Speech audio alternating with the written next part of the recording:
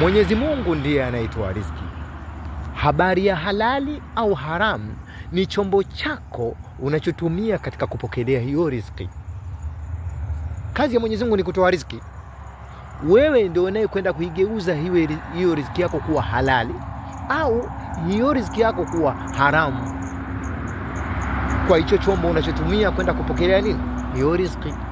Sasa kinachotokea ni kwamba hivi, chombo chako ndio ile kazi yako unaitumia katika kutafutia hiyo riziki.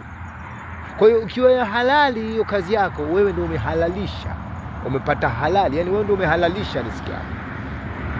Sasa na kuku unaye, wewe ndio ule nyama afu au wewe ndio ule iliyo halali, nyama iliyo halali.